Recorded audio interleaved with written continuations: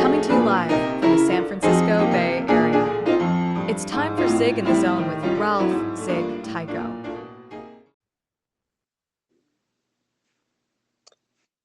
We are back, comfortably zoned.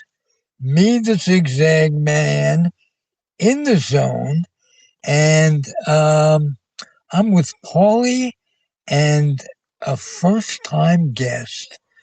I've talked so much to Charles on Facebook and messaged and what have you, so I feel I know you. But let me have Paulie Bramba, the best producer in the world, and a sidekick as well, because he's the best at pronouncing your name. Okay. He wrote it out 37 times. Charles, meet Paul. Yes. Hello, All Paul. right, Nice ladies and gentlemen, meet Charles Fracchia. How are you doing, Charles? I am good. Actually, that's not entirely true. I was on here once before. It was a while back.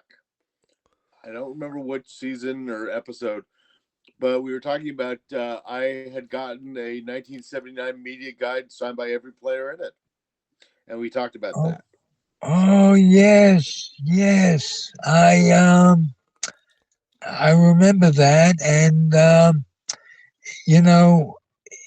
like I said off the air on something else, I've got about a third of a brain working at this point. That's fine.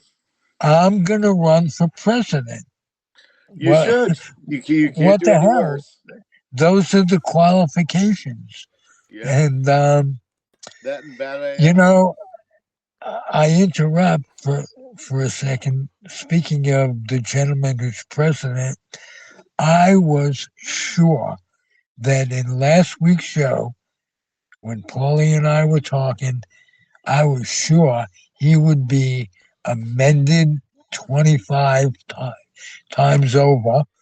Or, on the 25th Amendment. Yeah. right. And then even when Melania came out and had her impromptu press conference, I was like, she's getting ahead of something.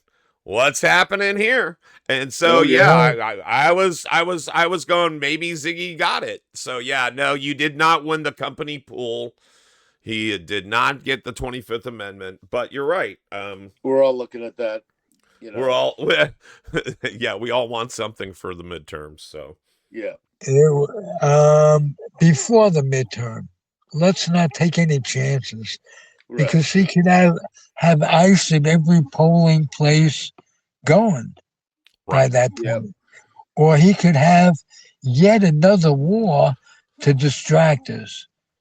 And that's starting just to piss me off, because some rogue CIA guy ought to do his thing, like in all novels.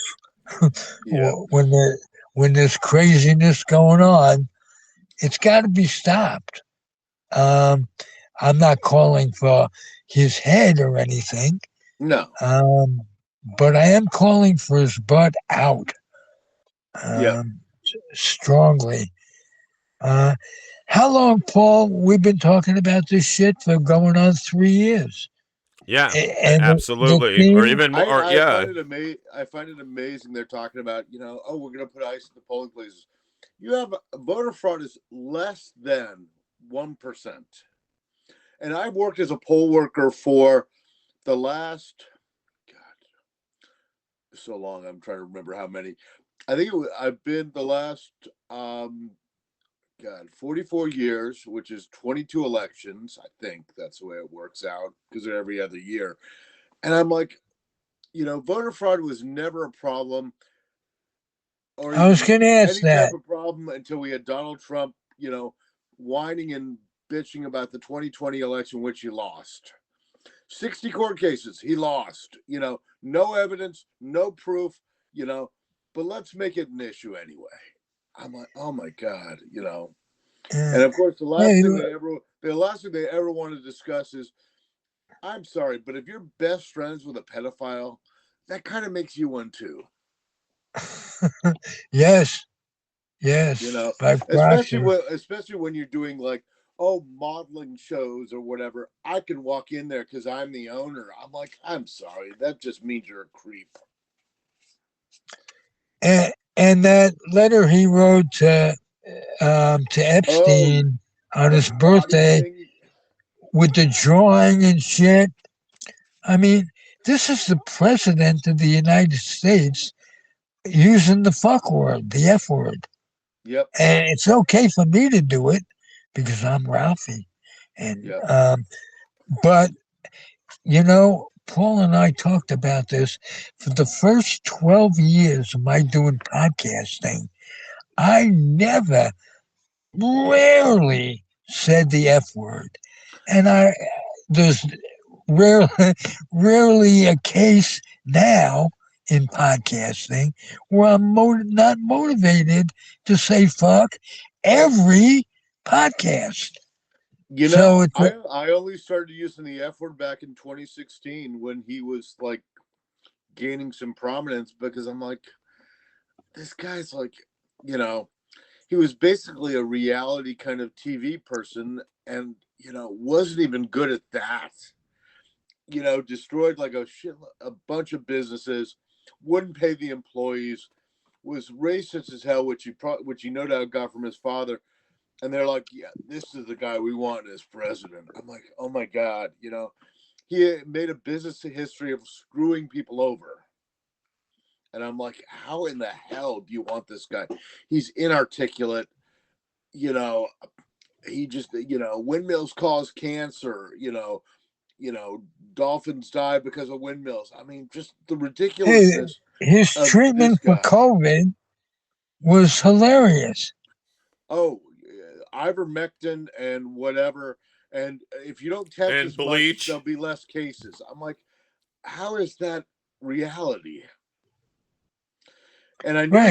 I knew the whole anti-vax COVID thing would come into, other vaccines. Oh, I'm not going to get the kids vaccinated. I'm like, Jesus Christ. So polio's coming back, malaria's coming back, or not malaria. What's the other one? So Whatever. there's like four things that he took Measles. off. He took like four things off, including COVID, measles, mumps, and I forget. But they were all But big there was ones, that and it's measles. I think because there they was were. Go ahead. I was gonna say, I think there's been like a few measles outbreaks. Yeah, right. And so that's what I was getting at. It's all the ones where they've said they've been eradicated here in the world around the globe, including polio. But yet here we've had cases like measles that have been, off the CDC's charts for well over 30 years, Mm-hmm. like 40 years or something like that. Yep. And here it only took one term of RFK in there, not even, less than a year. Oh, Well, I think I know the reason that he was hired was to get some Kennedy glow. And yeah. Sure. But he was why also when he. Go ahead. why would you hire a guy who just is so inexperienced in his job Not to even be a not even an MD. Nothing to do with he's basically just another grifter who, glommed on, and, grifters like each other, Okay, Yeah. I spent 10 years working in bank fraud, and I saw so many of these people, and Trump has brought it to a true art form. And he, that's why the religious right likes him, and, Jesus is using him for whatever. And I'm like, oh man. well, okay, It's so sad to but watch. isn't that true with most of his appointees that they're not qualified for any of their cabinet I posts? think it's a prerequisite for being But hired. even scarier with RFK is we knew his belief system before he was confirmed, and I can pull up video if I need to. But during his confirmation hearing, they knew this was going to be an issue. They asked him directly, are you going to do anything with the vaccine schedule for kids? And he said, no, I'm not. I'm good with that. It's going to remain the same. And again, we're in month 4 of his of this term for Trump. And so I don't know why they believe them when they testify anyway. You guys aren't old enough to have gone through the polio epidemic. If you saw what vaccines, and not just saw, you read about it and all that, but if you were there when kids were getting polio before, like I was 7 or 8, kid around the corner gets polio. Okay. We had to come home from camp late because of the epidemic.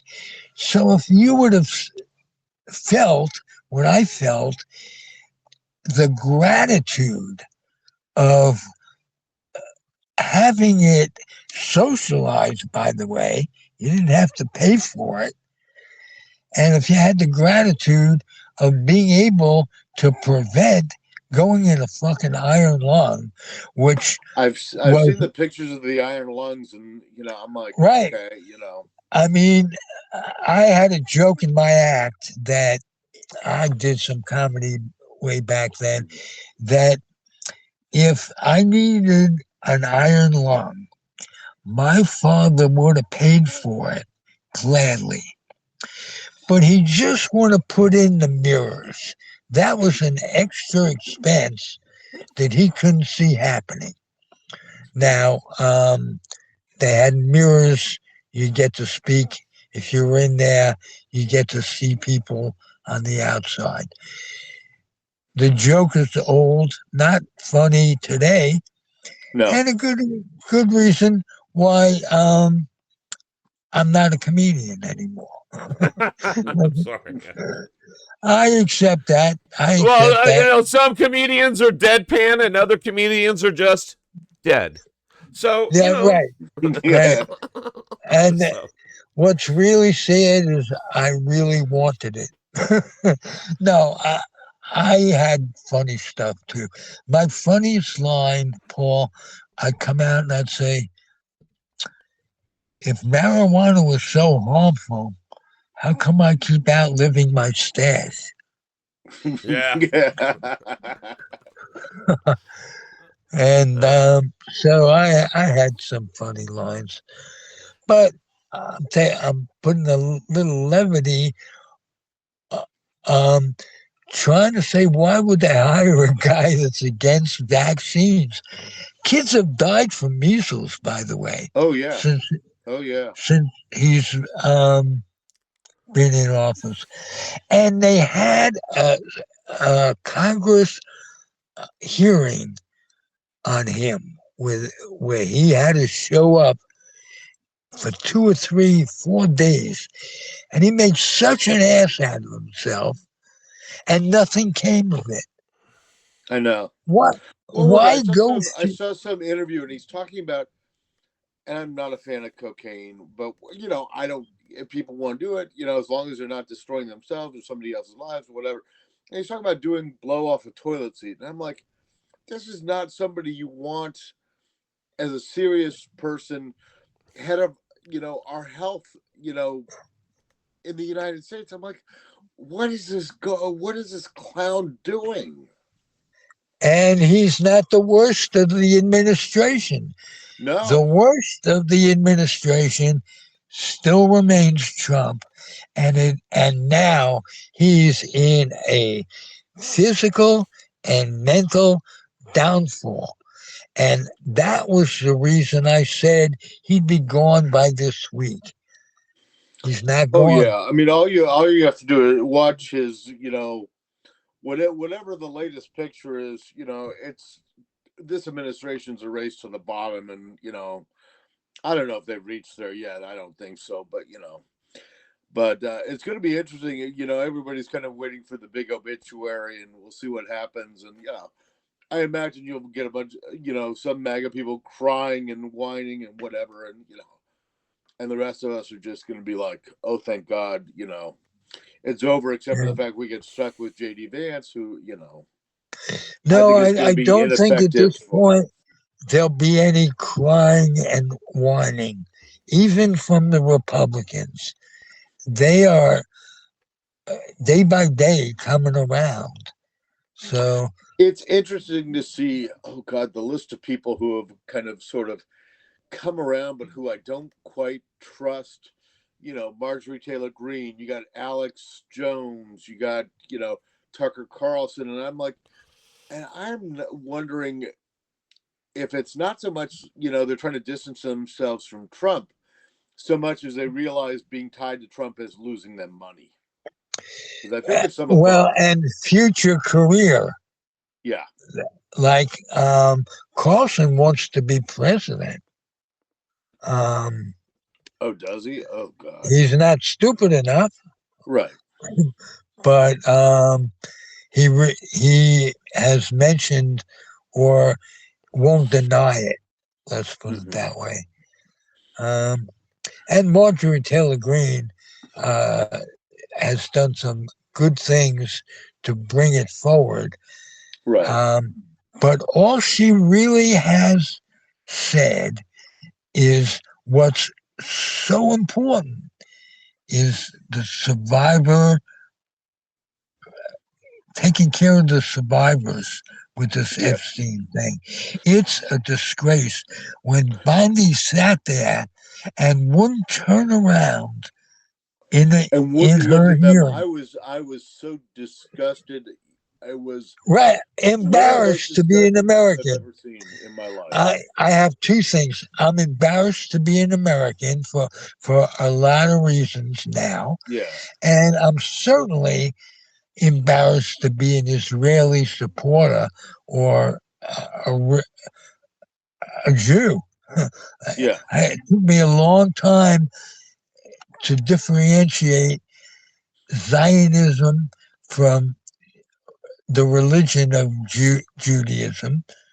Right. And it also took me a long time to see what the Jews, what Benji. It isn't the Jews. It's just like Trump. It isn't the Americans that are bombing Iran. It's Trump. It isn't it isn't the Israelis that are bombing Iran. It's Benji. Netanyahu. Yeah. But is that better? Okay. Because okay. You're There we go. okay. So I just want. So yeah, that's what I do. Is I sneak behind. I lurk behind the scenes. I'm a creeper. Nobody knows when I tell you that kind of stuff. Hey, let me tell you something. You are a terrific producer. Well, I That's all. appreciate it. And a great co-host, and even better, a great friend. Oh, I appreciate that, Ziggy. You're a good friend too, and love hanging out with Charles. Charles, did we have you on an episode that was one of the video episodes? Because we've spoken, haven't we? Yes, we Okay. have. It was because I remember. remember our conversation. I was house sitting for a friend of mine over in Right. Oakland. I remember that. Right. She had two dogs. One had a messed up leg, but the dog sitting went fine. Right, because I think I remember talking about Twyla that her feet went the opposite way. The girl dog I Okay. met. Yeah, so that makes sense. And I remember you have house sitting, so there you go. Right Yeah. on. So So, there we but go. it So was I was just to let you guys in on the behind the scenes action. I was giving direction cues to Ziggy off mic so nobody could hear me going, "No, Zig, you got a booger in your nose." Oh wait, no, that's not what I was saying. I was saying adjust your camera view. I was saying adjust your camera view. That's just something we do. We can actually do this remotely, which is great. So I can tell you guys secrets even during commercial breaks. We can have conversations and keep it going. But back to the Commercial real break. conversation. You want a Hey, commercial break? Is that what you want? let's take, I would, and then we'll come back and talk about Charles's passion, my passion, baseball. And Okay. we have a lot to talk about, Charles and I, we because do. I was a New York Giant fan growing up, Okay. and I was 11 or 12 when they left. Heartbreaking. No shit. I can imagine that because I went through it with the Giants. Were going to leave at the end of the 1992 season. And I remember going to the last game. I still get emotional about it. And I remember being out in the bleachers with one of my high school buddies. Years later, we're still friends. And just like could not imagine the Giants leaving San Francisco. And I think they were looking at going to Miami or somewhere in Florida. It And I was just in was like, St. Petersburg, and let me tell yeah, you what. Let me tell you what screwed that up. Thankfully, for the Giants' move, the commissioner of the not the commissioner, the president of the National League was a fellow by the name at the time was a fellow by the name of Bill White, and Bill White who was a former St. Louis Cardinal as well as a former New York Giant, incidentally, back he started with the Giants. He was not going in to play for space 57. with the Giants because they had McCovey and Cepeda, so that wasn't going to happen. And they Right. traded him. For, was it Sam Jones or I don't remember. It might have been a good pitcher that they got a couple of years out of? right. But Bill White went on to like an 11-year career with St. Louis. I think he won a Now, World Series with them, but I don't know which year. he did indeed. And St. Louis took spring training in Florida, in St. Pete, where the Giants of that we're talking about wanted to move way back. Right. And Bill White saw how the blacks were treated Mm-hmm. in spring training. They could not stay, and I can't try to get the emotion out of it and just be a reporter, if you Mm-hmm. if you know what I mean. Right. It was so fucking disgusting that Well, they couldn't stay at the hotel, let alone eat at the dining room. right. They originally they couldn't stay. They had to go to different parts of the city, boarding houses, people that fans that would put them up and shit like that. I'm Jewish, so I can see the indignity that goes on. My Right. foster kid is black, so I'm kind of aware, but I can't imagine the No. feeling. Well, it It, was interesting when they I were I playing. can I can talk about it intellectually, but I can't imagine what had to go through. And we're talking about Flood and um, and Gibson were all teammates and Right. shit. It took them until uh, the the 60s at least, to be able to stay at the hotel for a while. They couldn't even eat in the main dining room, let alone Yeah, swim and I stuff. I had a It's story that I heard, and Willie Mays went into the restaurant, and he's there with a couple of his teammates, and they're all eating dinner, and to get to the end of dinner, they pay the check and they leave. And Mays said that he heard in the background they were breaking the dishes that he had eaten on, and it bothers me on such a core level. To me, I think racism is the epitome of stupidity. To hey, dislike somebody because the color of their skin is so wrong. you And brought up you brought up Willie and yeah, how he had to go through life. hmm Willie, when he got out of the army, came back to Alabama and surprised his aunt, who was working at Woolworths as a waitress. And she said, Willie, you can't be here. You hmm can't be either in this Woolworths or whatever it was, right, or on this side of the counter or part of the restaurant. hmm He comes, this is after leading them to the championship in 51, going hmm into the army and serving his country. yep. Well, that was one of the Um, things I heard was like a lot of the soldiers, African American soldiers, had been to Europe during World War II, and they came back, and it's like, you know, a lot of them like moved north because they couldn't stand being in the South and having to deal with this on a daily basis. And the other interesting thing I saw last year was when they played at Rickwood, at the field in Rickwood, and mhm. they had Reggie Jackson as a guest, and he was talking about the racism that he dealt with in the minor leagues. Oh, he wasn't letting up just to be Oh on yeah, TV. He yeah, was expressing it and telling it like it was.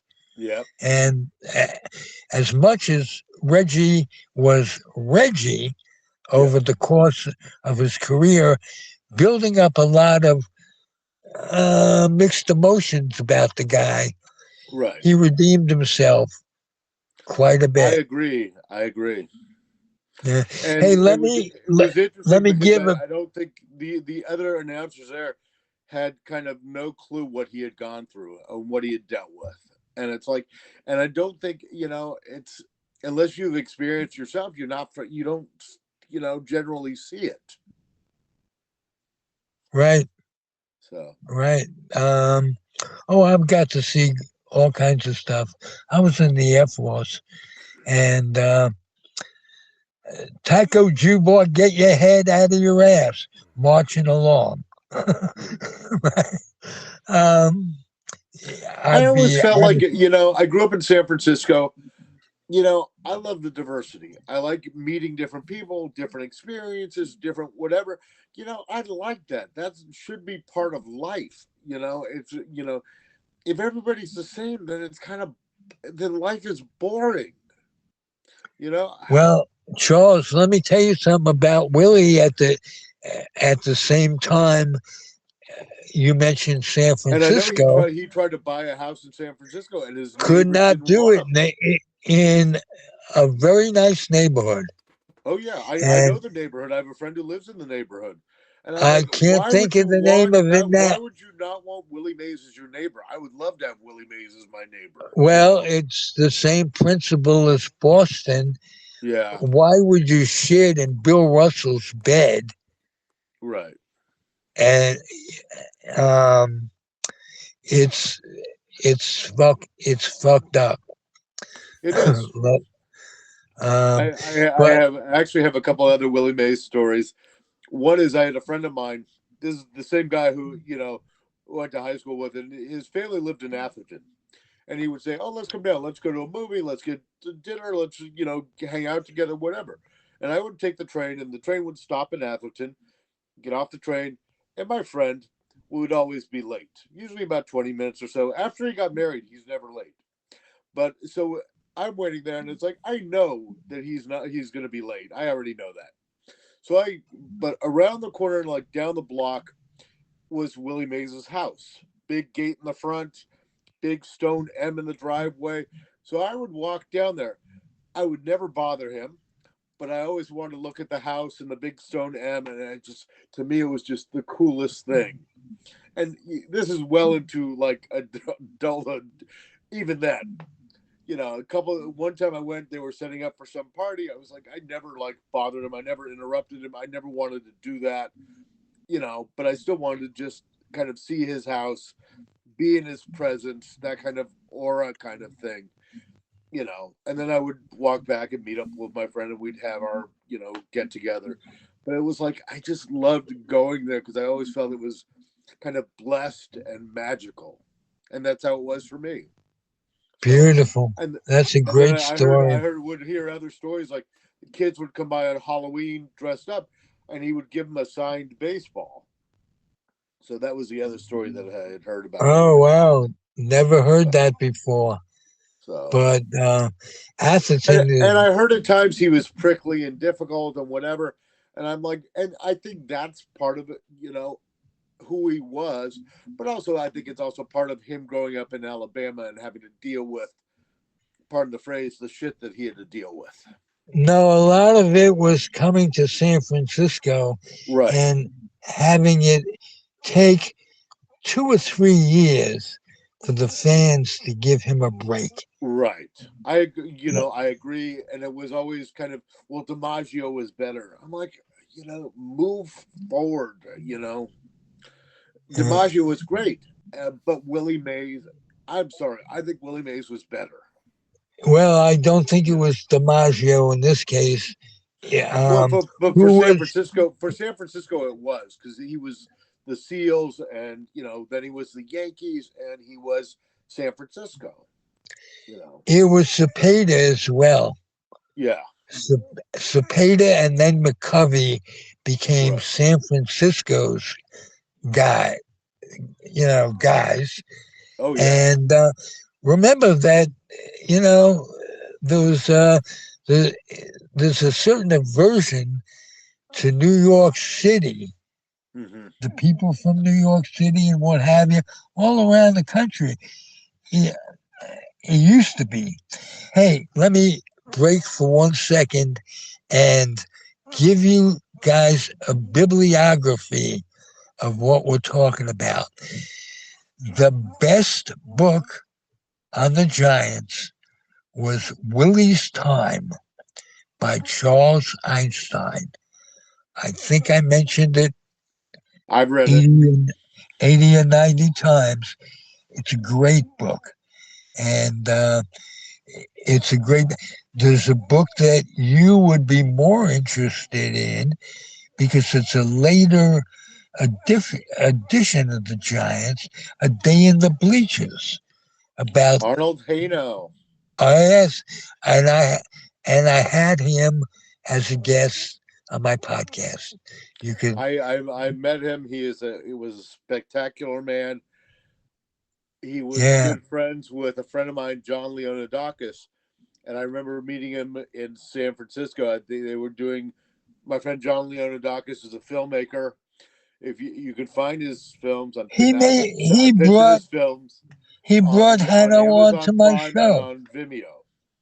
He brought Hanno onto my show, and you're a Giant fan, and Leonidakis did a great documentary about the earthquake in '89.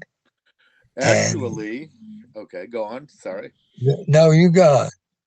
I am a subject for one of my friend John's films. If you go on Vimeo and you look for the movie The Adventures of Superfan, John did a movie about me and about my trek and, quest and looking for every ball player who was in the 79 Giants media guide. Oh, wow. So I am proud to be, in that group of, subjects for John Leonidakis. Well, if you give us a link to that, we could put it up on the show, Okay, Paul. I will do that. Yeah. Absolutely. I Um, The other thing I was going to say is my favorite ball player all time, Willie McCovey. uh, I loved him. I met him a couple times at card shows.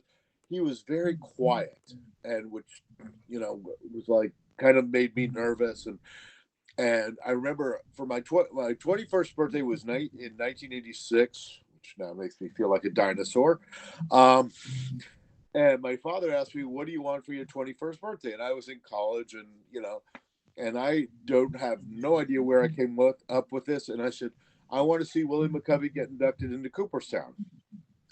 And my father says, "I'll fly you out to New York. You could stay for a couple weeks." My oldest sister was living in Hoboken, New Jersey with her boyfriend. So I got to see like some of New York City, which was very cool. I spent a weekend in Boston with some cousins. And we got up, we went to a Mets game, 3 rain delays. We got home at 2 in the morning. We were up at 4 in the morning, caught the bus all the way up to Cooperstown. We slept most of the way. My sister said, I tried to find you a hotel room, but all the hotels are booked because it's induction weekend. And I had a sleeping bag, and my buddies, my brother, future brother-in-law at that point was like, "Don't worry about it." So we camped out on the porch of the Cooperstown Library across the street from the Hall of Fame overnight, and got up early the next morning and watched the induction ceremonies, and that ended. And he's like, "What do you want to head back now?" I was like, "Sure." So we go back to down the street, we wait for the bus, and it was spectacular. It was, when you're in your 20s, back then you kind of did adventurous things, and but it was just, God, it was fun, absolutely. and I was so glad I was there for that. Oh wow, And great I've stories, actually, Charles. yeah, I've actually met Willie McCovey's daughter a couple times, Allison. Very nice woman, and I'll kind of share with her my stories, and she's like, "Yeah, that sounds like my dad." And I was like, "Was he always so quiet?" And she goes, "Oh yeah, he was quiet. He didn't say a lot, you know." But I Yeah, remember yeah. they used to have Say Hey Tuesdays at the ballpark at Oracle Park, and he was sitting there waiting to be interviewed. So I'd go over to him and I start talking to him, and I'm just kind of rambling on and on, and I'm like, "I saw you get inducted." Da, da, da. And I happen to have a baseball in my pocket. I'm like, "Could you please?" I'm so nervous. I'm like, "Could you please sign this for me, please?" And security guard goes, "No, no autographs." And McCovey puts up his big hand and says, "I'll sign for him," pointing to me, "no one else." And I was like, "Thank you so much." So I was Wow, able to get an wow. autographed baseball from Willie McCovey. Yeah, we Mr. Mac. Oh yeah, Uh, yeah. So let me lead into a question about yes. McCovey's time. Hmm. They had Philippe Lou, Hmm. Mays, Hmm. McCovey, Hmm. and Davenport, who was so key, such a great fielder. Yep. And they had Marichal and Perry. And Hmm. can you give me some concrete, other than just by saying Sandy Koufax? Was I know what the question. I know where you're going with it. And I remember I asked Ron Firmwright, who was a writer for Sports Illustrated. I said, "Why didn't the Giants win more? They had the best record of any right, National League team exactly in the where I'm going. 1960s." And I asked him, I said, "Why didn't the Giants ever win, a championship or go back to the World Series after 1962?" And his reply was, "Well, there was always a team that was better that year." And I'm like, which I understand his reply, but it didn't make me feel any better. They had such great players, and you had the five, Mays, McCovey, Cepeda, Marichal, and Perry, who all went to the Hall of Fame. And in the late '60s, they had four teams. They had teams that finished in second place 4 or 5 years in a row. I'm like, I don't Right. know. So You mentioned McCovey, and I was thinking with the Giants, the last out in the 1962 Yep. playoffs was a ball that Willie McCovey hit, reputed to be a little more of a line drive. It was right to Bobby Richardson. It was a line drive, but it was right to him. He didn't. There's a story that Richardson was going to smooth out some dirt and didn't have time to get back to his position, and Ralph Terry delivered the ball, and McCovey hit the line drive, and Richardson caught it. I don't know if that's true or not. That was a story that I heard. Yeah. So, my dad and my grandfather were actually at that game. I was not yet around. So. Yeah. Well, great stories. Paul, hit us up with some sponsorship. We're lawyered up. We have we are 2 lawyers, both specialize in different things. Okay. Andrew Doza is a jack of all trade, a master of all, and Jay is like on his name, a good sponsor pays us. Jeff Canberra. Jeff Canberra. Whoa, I do smoke, and there is an effect. Quite, but Jeff Canberra does something incredibly interesting. He settles landlord and tenants disputes, and he does a lot of pro rata stuff. He doesn't mind doing that. He makes the world in Alameda a better place, because I contend that there's a lot of contention, if you will, between landlords and tenants, and a lot of ill will. So to be able to do this, I highly recommend him. I've known Andrew Doza for 25 years. Andrew Doza has helped me. And let me just say, if you think you might need an attorney someday, if somebody may come to you and say, get your affairs in order, do it before then. Call Andrew and get to know him and let him know your situation. So when the time comes up that you need to put your affairs in order, if a doctor tells you to do that, you're not going to do that. You're going to go home and think about other things. So get your shit together. Andrew's a terrific guy. He doesn't curse. Not like me. And Mr. Canberra, Jeff Canberra, I had a landlord thing going 2 or 3 years ago. Called him. He put things into perspective. What can I tell you? Also, we'll do this. Play the thing you put together, Paulie. Okay, guys. Ziggy couldn't lead it in anymore if he tried. Here we go. Please like, subscribe, and follow, and patronize our sponsors. Here we go. Whether it's criminal defense, estate planning, or civil litigation, the answer is the law offices of Andrew Doza. Call us today at 510-865-1600 or find us on the web at dozalaw.com.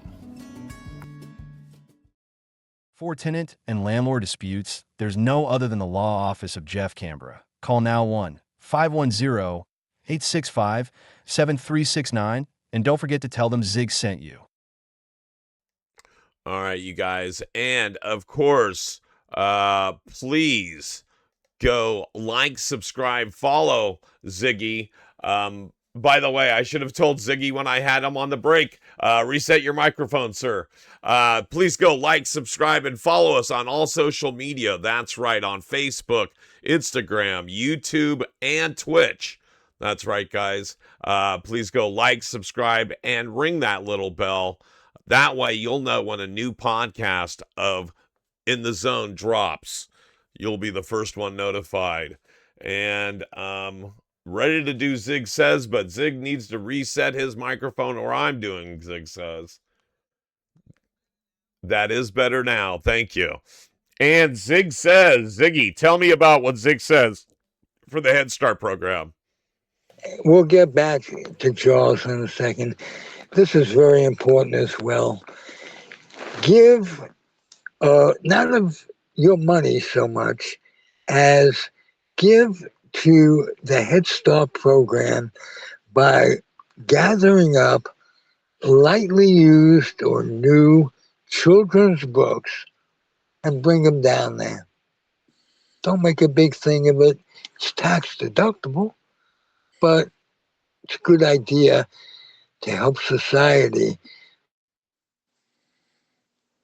to read, appreciate life, appreciate not life so much as appreciate diversity, learn about different things, develop a passion.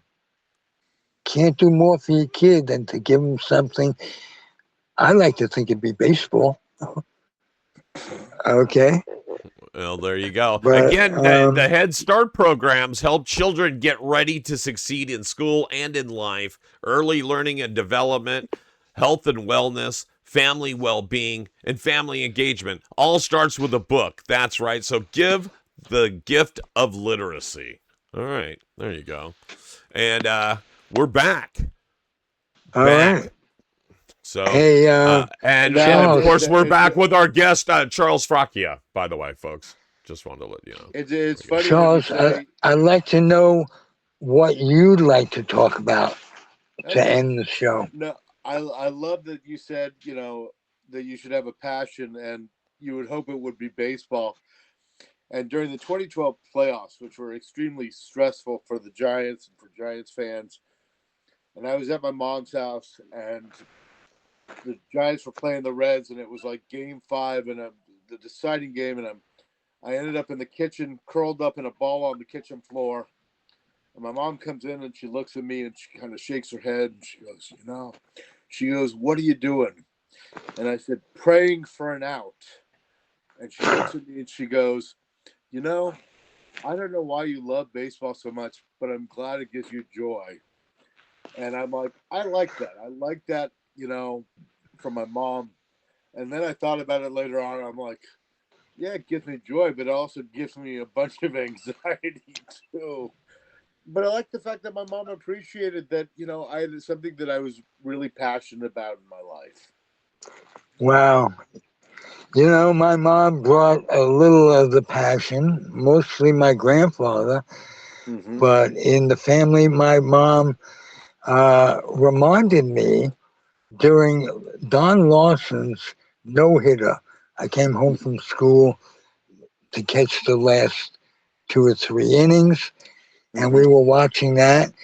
And she reminded me that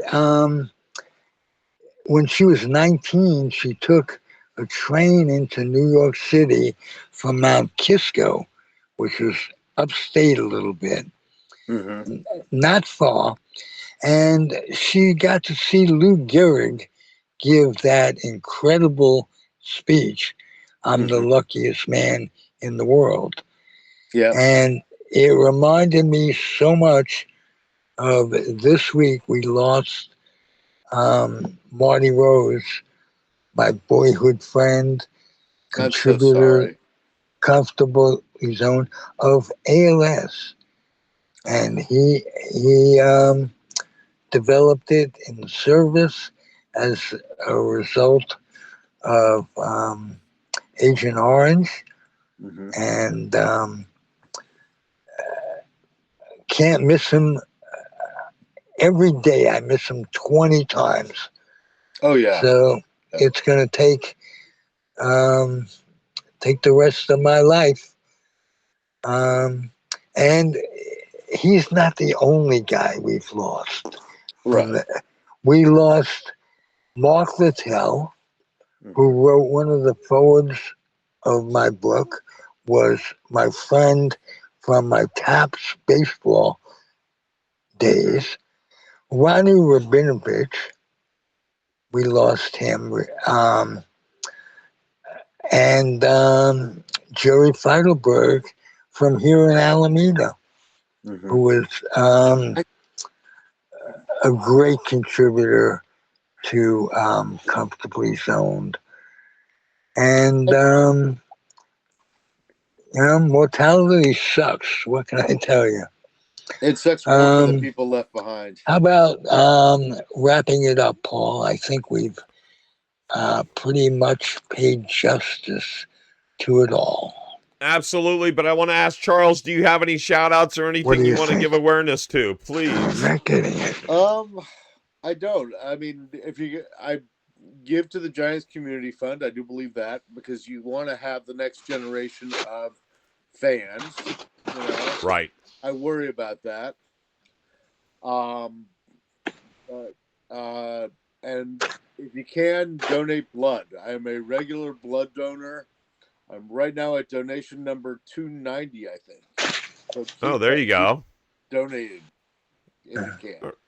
All right. Hey, if you want future fans, I suggest that you give kids a chance to watch the games on weekends, day games, not just the key games, all-star game.